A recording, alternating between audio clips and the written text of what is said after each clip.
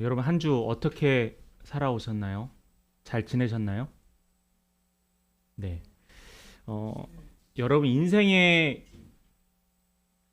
우리가 길이라고 많이 표현을 하는데 여러분 어떤 길을 걸어가고 계십니까? 또한 인생의 종착지를 향해서 어떠한 발걸음을 걸어가고 계시나요? 우리는 모든 사람들은 이 길이라는 인생의 길 위에 서 있습니다. 그래서 우리는 이 길을 서 있는데 어떤 길을 갈지, 어떤 길이 좋은지 우리는 항상 찾아보고 있다라는 거예요. 그런데 하나님이 보시기에는 이렇게 길을 찾기 위해서 헤매는 사람들을 안타까워 하십니다. 왜냐하면 이미 하나님께서 우리에게 가야 될 길, 있어야 될 자리를 이미 보여주시고 말씀해 주셨거든요. 길을 잃어버린 사람을 우리가 뭐라고 하느냐면 방황한다라고 합니다. 그냥 사춘기 때만 방황하는 게 아니라 어떤 사람들은 평생을 방황하며 살 때도 있어요. 그렇다고 해서 우리가 열심히 안 사는 건 아닙니다. 각자의 맡은 직장에서 각자의 맡은 학교에서 정말 열심히 살아가요. 치열하게 살아가고요. 지치지 않고 뒤처지지 않게 해서 뛰어가고 있는 모습들을 저도 너무나 잘 알고 있습니다. 그런데 마치 앞만 보고 달리는 경주마처럼 우리가 앞만 보고 달리다 보니 어느 순간에 내가 어떤 길을 가고 있고 어떤 길을 향해서 출발하고 있는지를 잊을 때가 너무나 많다라는 거죠. 그렇다 보니 앞만 보고 달리다 보니 어느 순간에 내가 휩쓸려서 떠내려 가버리고 말았습니다. 저는 이 길을 크게 두 가지로 분류해 보고 싶어요. 인생에는 두 길이 있다. 살아가는데 여러분 만약 길이 하나만 있으면 여러분 고민하실 필요 없죠. 여러분들이 쓰는 시간, 여러분이 쓰는 많은 에너지들이 고민하고 어떻게 해야 될지 결정하는 데 쓰고 있거든요. 그런데 여러분들 가야 될 길이 딱 하나만 주어져 있다면 여러분들은 더 이상 고민하지 않을 거라고 생각을 합니다. 그런데 우리에게는 항상 이 두 길이 있습니다. 그런데 이 두 길의 끝에 목적지와는 명확하다라는 거예요. 우리가 가야 될 길, 우리가 걸어가야 될 그 길은 목적지가 명확한 하나님이고 또 그 가는 길은 예수님이 걸으셨던 길이 바로 우리가 가야 될 길입니다. 오늘은 종려주일입니다. 우리 기독교의 개신교에 많은 절기가 있고 또한 절기들이 있는데 이 절기 중에 오늘을 종려주일로 섬기게 됩니다. 종려주일에 관해서 오늘 나누어 보려고 해요. 오늘은 예수님께서 십자가에서 고통당하시고 죽임당하신 이 고난주간, 오늘부터 시작된 이번 주간의 고난주간의 첫 하루를 종려주일로 섬기고 있습니다. 그리고 이 종려주일의 그 다음 주를 예수님께서 부활하신 부활주일로 섬깁니다. 이 종려주일은 다름이 아니라 예수님이 예루살렘에 들어간 날을 기념해서 환영하는 날을 종려주일이라고 해요. 종려라는 가지가 있는데 이 종려가지는 뭐냐면은 위대한 왕, 전쟁에서 승리한 개선자들이 올 때 이 종려가지 나무를 흔드는 것에서 유래된 것이 종려주일이라는 겁니다. 자, 그렇다면은 예수님께서 예루살렘에 들어가신 이 상황에 마치 구세주이고 메시아고 승리자라고 생각하는 이스라엘 사람들이 예수를 향해서 종려나무 가지를 흔드는 이 날을 종려주일이라고 해요. 그런데 여기에서 이 종려나무는 승리를 상징하지만은 이 안에는 또 다른 의미가 또 하나 숨겨져 있습니다. 간단하게 살펴보면은 이 승리의 왕이었던 이 왕 메시아는 큰 말이나 아니면 마차나 수많은 사람들을 이끌고 환영 행사에 성에 들어가게 되어 있지만은 예수님은 단 어린 나귀 새끼를 타고 예루살렘에 들어갔다라는 거예요. 중요한 사건입니다. 중요한 상징적인 의미이기도 하고요. 예수님께서는 이 예루살렘에 하나님의 아들이시고 독생자이신 이 예수님께서 어린 나귀를 타고 입성하셨다라는 거예요. 그리스도의 예루살렘의 입성은 주께서 자신이 인류의 구원을 위해 메시아로 오셨다라고 하는 것을 엄연하게 선포하는 행위이고요. 그 메시아는 모든 인류의 왕이고 또 그 메시아는 평화의 왕이라는 것을 선포하는 행위가 이 종려주일의 의미라는 거예요. 그래서 지금도 어떤 그 단체들이나 또 특별히 천주교 같은 건 예식이나 예례를 더 중요하게 여기는데 거기 단체에서는 지금도 이 종려주일 행사를 제헌한다고 합니다. 행사를 제헌하고 안 하고는 둘째고요. 가장 먼저 우리가 기억해야 될 것이 있습니다. 뭐냐면은 구약의 예언이 이루어졌다라는 거예요. 구약의 예언. 여러분 성경을 읽다 보면은 목사님 성경이 왜 이렇게 재미도 없는데 어떻게 읽으세요? 성경을 한번 읽어보셨어요? 한번 통독해 보셨어요? 라는 말을 예전에부터 많이 들어왔습니다. 여러분 성경 통독 한번 해보셨나요? 우리가 일생에 최소한 한 번은 해봐야 될 겁니다. 근데 이 성경이 재미가 없다라고 하는데 성경에 재미난 부분들이 많아요. 성경에 나타나는 숫자들의 의미를 통해서 재미를 찾을 수 있고요. 또 예수님의 말씀의 비유를 통해서 어떤 것을 비유하는지 우리가 그 말씀의 비유의 목적도 찾아볼 수 있고요. 또 예수님이 살았을 당시의 지리적인 특징과 연관시켜서 성경을 이해할 수도 있습니다. 그래서 지금도 많은 분들이 성지순례를 가기도 하고요. 이스라엘이나 터키, 중동 지역을 성지순례 가는 이유이기도 합니다. 그런데 여러분들이 질문 하나 할게요. 성경 말씀이 하나님의 말씀이라는 걸 여러분 믿으시나요? 네. 그렇다면은 여러분들이 믿는 증거가 무엇인가요? 오랫동안 많은 사람들이 믿어왔기 때문에 교회 가면 성경책이 중요하다고 이야기하기 때문이 아니라 여러분들이 생각하고 여러분들이 발견한 증거가 무엇이냐라는 거예요. 하나님께서 성경에 기록해 주신 예언이 있습니다. 이 예언은 반드시 성취되어서 이루어졌다라는 거예요. 저는 그것이 하나의 증거라고 생각합니다. 하나님은 예언이라는 형식을 통해서 당신의 뜻을 말씀하셨고요. 우리는 그 뜻을 듣게 되었어요. 하나님은 신약 앞에 있는 이 구약에 통해서 목자나 선지자나 또한 지도자들을 통해서 하나님께서 말씀을 선포하셨어요. 하나님께서 그들을 선택하시고 그들에게 말씀을 하셔서 그들이 백성들로 하여금 말씀을 선포하게 하였습니다. 대표적인 예로 아브라함에게는 하나님이 예비하신 땅으로 가라라고 했고요. 또한 모세에게는 하나님의 말씀의 율법을 내려주셨고요.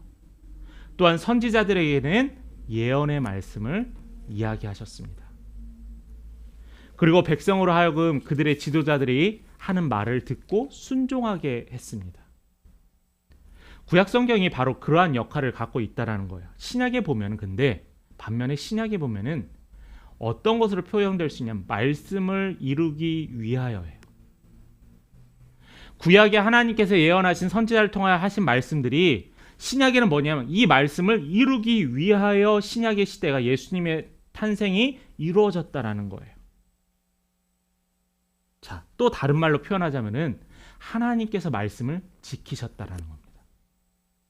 예수님의 탄생, 예수님의 사역, 예수님의 고난, 예수님의 또한 부활, 이 모든 예언의 사실들이 신약 때 이루어졌다라는 거예요. 우리가 충분히 하나님의 말씀을 믿어야 될 만한 증거가 되지 않을까요?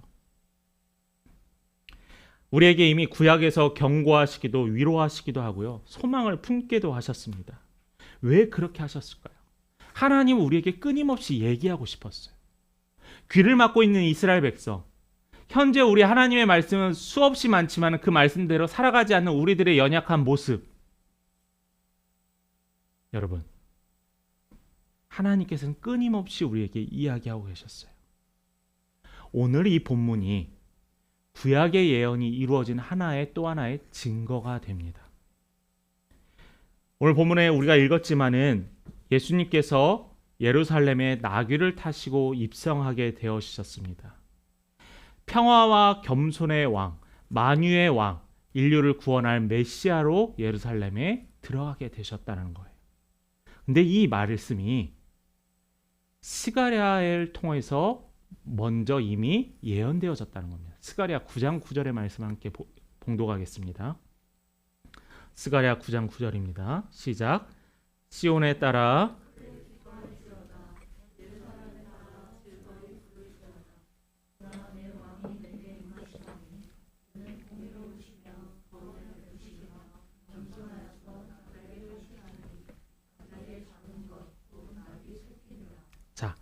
이 말씀이요. 이 스가랴라는 선지자가 예수님이 탄생하시기 500년 전, 약 540년 정도에 활동했던 선지자였는데 이 선지자가 어떤 선지자였냐면은 바벨론이라는 나라를 통해서 이스라엘이 침략당해서 나라를 뺏겼습니다. 근데 하나님께서 3차에 걸쳐서 이스라엘 백성들을 포로에서 귀환시켰어요. 되돌아오게 해서 그 1차 귀환 때 포함된 사람이 이 스가랴라는 사람이었습니다. 당시 이 스가랴 선지자를 통해서 어떤 하나님께서 말씀을 하셨냐면은 너희의 주위에 수많은 대적들이 있으니 너희들은 경계하라라고 이야기를 했고요. 또한 무기력하게 힘이 없이 또한 좌절했던 이스라엘 백성들을 향해서 너희들이 열정을 회복해야 된다라고 말씀을 전했던 게 바로 이 스가랴 선지자였습니다. 또 이 스가랴 선지자의 중요한 예언의 말씀이 방금 읽었던 9장 9절의 말씀. 예수님께서 나귀를 타시고 들어오시는데 그 나귀가 평화의 왕으로 예수님께서 오셨다라는 겁니다. 스가랴는 선포했습니다. 왕이 오고 있다라는 거예요. 예수님께서 구약의 스가랴의 이야기를 이미 듣고 자신이 왕인 것을 증거하기 위해서 이것을 표현했나요? 아니에요. 예수님께서 나귀 새끼를 타시는 일은 제자들이나 백성들은 나중에 알게 되었어요. 이 말씀이 예수님이 했던 행동들이 예수님이 하셨던 말씀이 스가랴 선지자가 했던 말씀과 동일하구나라고 나중에 깨닫게 되었습니다. 반면에 예수님께서는 미리 알고 그들에게 제자들에게 지시하셨다라는 거죠. 이 사건은 예루살렘에 들어가는 것뿐만 아니라 구약의 예언에 이루어졌다는 것을 말하는 거예요. 하나님의 말씀은 살아있어서 그 말씀이 이루어졌다라는 거예요. 그 말씀을 이루시는 그 말씀의 대상이 메시아이고 그 메시아가 예수 그리스도라는 것을 증거하는 거예요.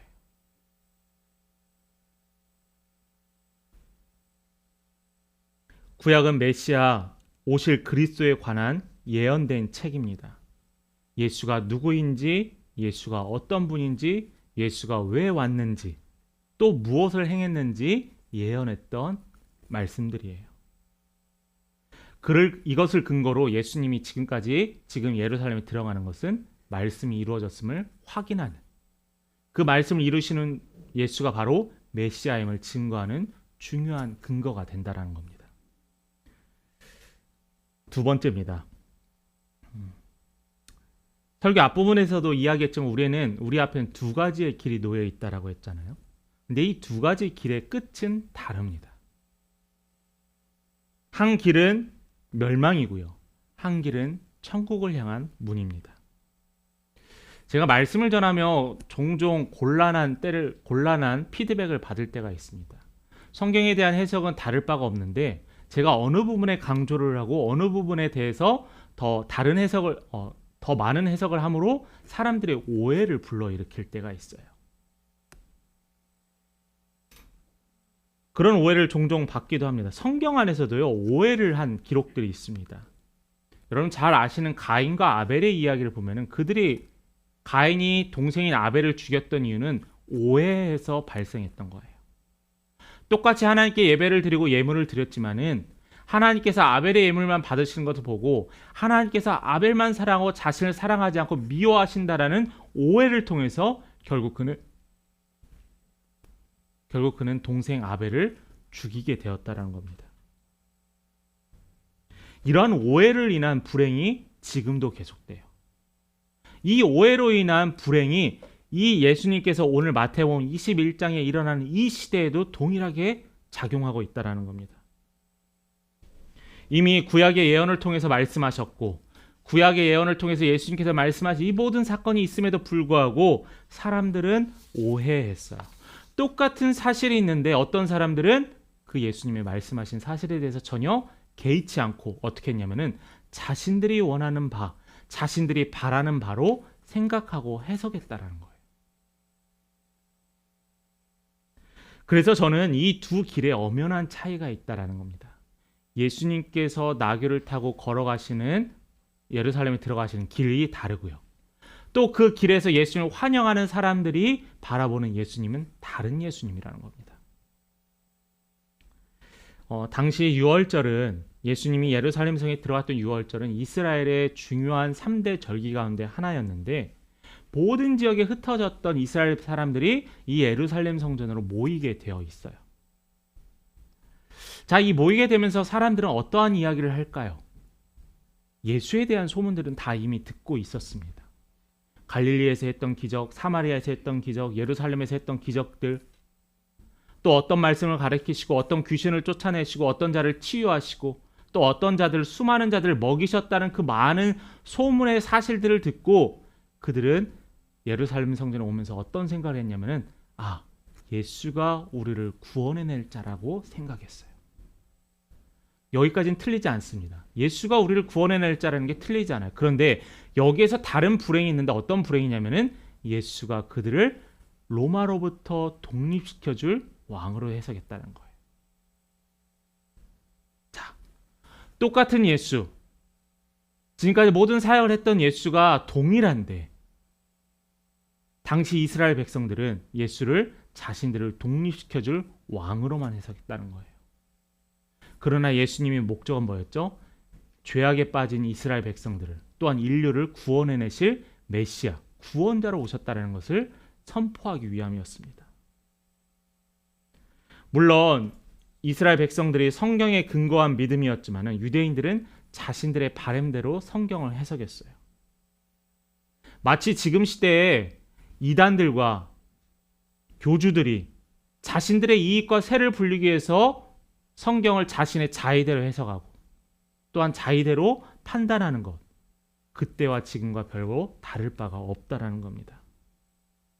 이렇게 판단하게 된 근거는 그들이 예수를 눈앞에 보고도 예수인지 모르는 어리석음 때문이었다는 거죠. 예수의 행색, 예수의 모습, 낙이 타고 오는 예수의 모습을 보고 그들은 예수라고 생각하지 않게 되었습니다. 모였던 무리의 대다수는 예수를 여러 가지로 찬양하며 송축한 것처럼 보입니다. 호산나 찬양했죠. 우리가 자주 부르는 찬양 중에 호산나라는 찬양이 있지만은 이 호산나는 우리를 구원하소서라는 내용의 단어입니다. 호산나를 부르며 종려나무 가지를 흔들며 예수님의 입성을 환영했던 이 이스라엘 백성들, 그들의 믿음이 좋았을까요? 아니요.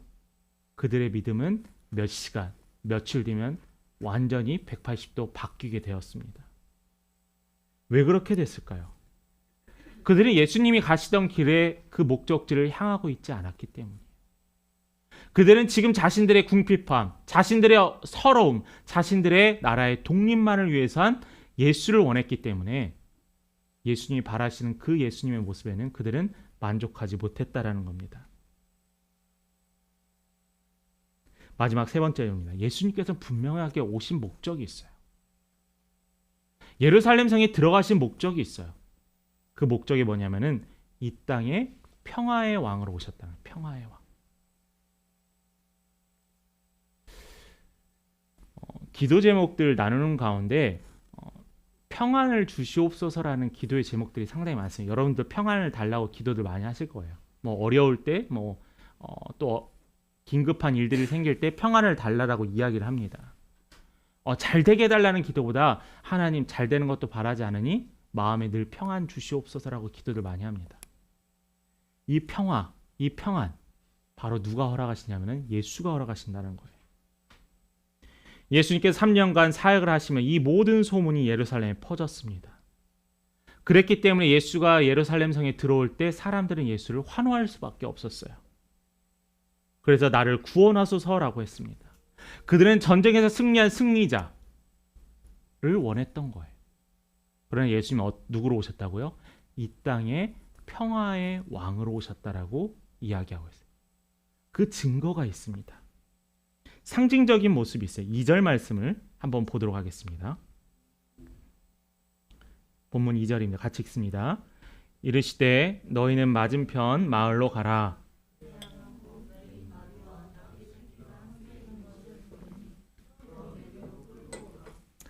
이미 설교의 앞부분에서 나귀에 대해서 잠시 이야기를 했지만은 예수님께서 이 예루살렘에 들어가시기 전에 제자들에게 이야기를 합니다. 저 마을에 들어가서 나귀를 가지고 오라라고 했어요. 자, 여기서 궁금증이 생기죠. 예수님이 돈을 주셨을까요? 돈을 주시지 않았습니다. 예수님께서 이어서 또 하신 이야기가 있습니다. 그 주인이 만약에 무슨 일이냐 하면은 내가 그들을 쓰겠다라고 이야기하라고만 했습니다. 여러분의 상황에 한번 대입해 볼까요? 여러분들 어떤 가게에 가서 내가 이것을 쓰겠다고 가져온다고 합니다. 그러면 여러분 어떻게 취급받죠? 도둑입니다. 제정신 아닌 사람이 되고요. 그런데 예수님께서는 당시에 중요하게 쓰였던 이 나귀 2마리를 예수님께서 쓰겠다라고 하고 주인에게 말했다라는 거예요. 기적이 일어났어요. 그 주인이 그 당나귀를 선뜻 내놓았습니다.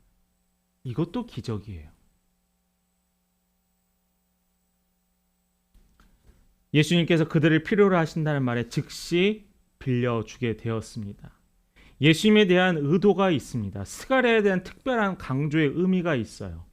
메시아의 통치와 다스림에 대한 강조점이 있어요. 그 강조점이 뭐냐면은 평화의 왕이라는 거예요.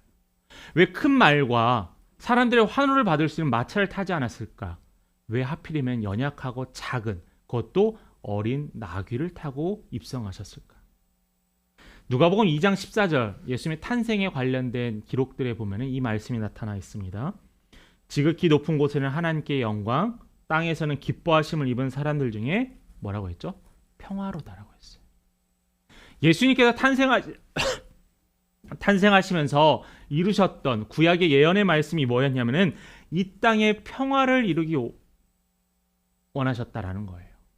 그랬기 때문에 이 나귀가 필요했던 겁니다. 나귀를 타고 예루살렘에 입성하신 일이 사람들의 보기에는 초라해 보일지 모릅니다. 우스꽝스러워 보일지 몰라요. 이 나귀를 타는 예수님이 부끄럽다라고 생각하는 사람도 있을지 모릅니다. 여러분, 그런데요. 기억하세요. 보여지는 게 다가 아니라는 거예요. 내가 누구인데, 내가 얼마만큼 배웠는데, 내가 얼마만큼의 소유를 하고 있는데 그건 중요하지 않다라는 거예요. 예수님 앞에서는. 예수님이 이 일에 관해서 전혀 부끄러워하지 않습니다. 5절 말씀을 한번 볼까요? 시온의 딸에게 이르기를 내 왕이 내게 임하나니 그는 겸손하여 나귀 곧 멍에 매는 짐승의 새끼를 탔도다 하라 하였느니라. 한 신학자는 이러한 얘기를 했습니다. 평화의 사명, 평화를 감당하기 위한 오는 사람에게는 너무나 적합한 선택이라는 거예요. 거짓 메시아라면 사람들의 인기와 환호만 받기 원하는 사람이었다면 어떤 것을 이용했을까요? 더 많은 사람들의 이목을 집중시키지 않았을까요? 더 많은 세를 과시하지 않았을까요? 얼마 전에 대구에서 신천지에서 수많은 사람들이 관광버스로 모였습니다. 왜 모였을까요? 세를 과시하기 위해서요. 통일교에서 연합으로 같이 수백 명, 수천 명의 사람들이 합동결혼식을 하는데 왜 그랬을까요? 그들의 세를 과시하기 위함이에요. 그들의 부끄러운 민낯을 가리고 그들이 진리를 쫓지 않고 예수를 그들의 도구로 사용한 것을 숨기기 위해서 그들은 화려함을 강조했습니다. 그런데 이단만 그러는 게 아니에요. 우리도 마찬가지일 수도 있다는 겁니다.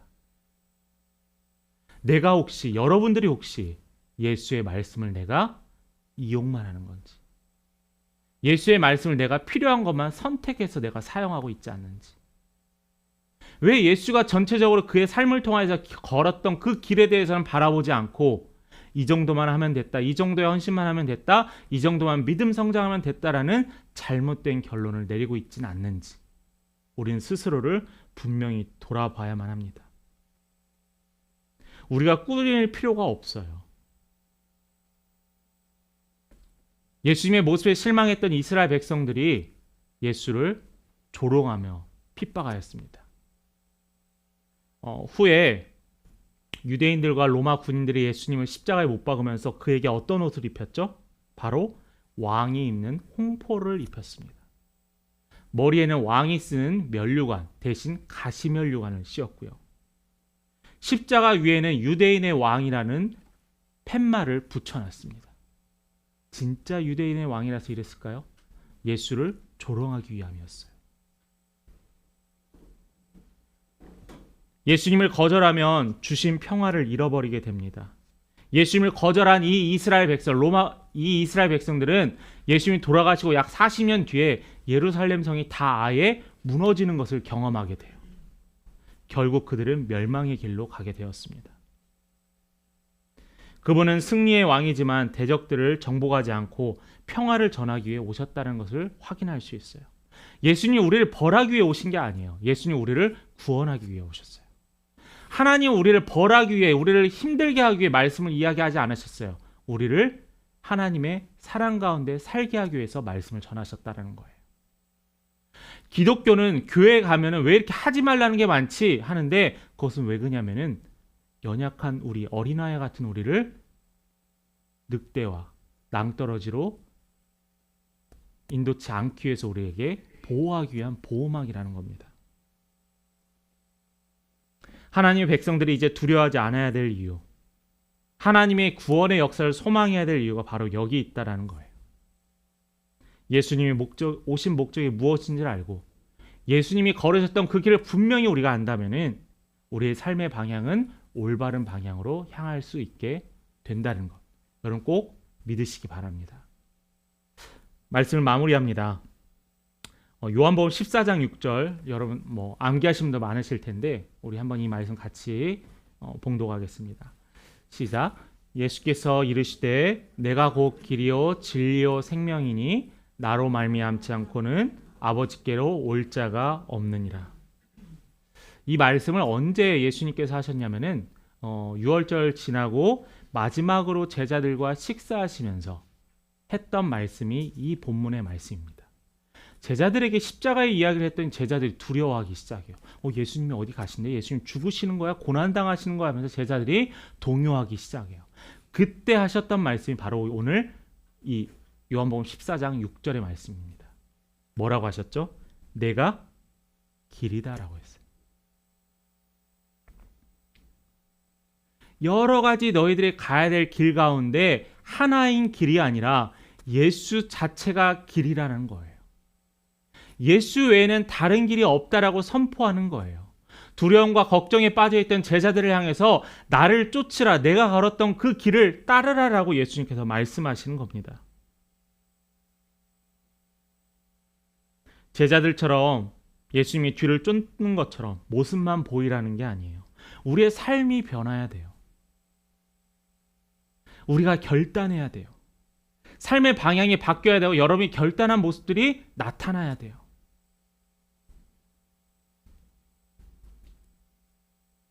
그런데 우리는 외면합니다. 세상 일에 치여서, 가정 일에 바빠서 신앙은 적당히 유지해야 한다고 여러분 혹시 생각하십니까? 여러분 너무 부담 느끼지 마세요. 이 길은 이미 예수님이 걸으셨던 길이에요. 이미 걸으셨다는 말은 어떻게 방법과 또한 어떻게 해야 되는지 모든 것을 보이셨다는 의미이기도 합니다. 예수님이 걸으셨던 이 길의 끝은 부활이고 천국만이 있음을 여러분 기억하시길 바라요. 우리 그리스도인 삶에서 예수를 선택하고 세상의 것을 내려놓음을 통해서 채워주시는 하나님을 여러분 기대하시기 바라요. 저는 여러분들이 하나님을 향해서 헌신하고 내려놓고 여러분들이 하나님께 드림으로 말미암아 여러분의 삶을 통해서 채워지고 넘치는 은혜가 여러분 경험하기를 저는 간절히 기도합니다. 여러분 지금 잘 하고 계세요. 조금만 더 힘내십시오. 이 자리에 안주하지 마십시오. 그리고 하나님을 향해서 간절한 마음을 품으십시오. 오로지 예수만 바라보시고 예수 따라가는 우리 귀한 믿음의 성도의 삶, 또 승리하는 삶, 또 하나님과 늘 동행하는 삶 사시는 우리 귀한 성도 되기를 간절히 축원합니다.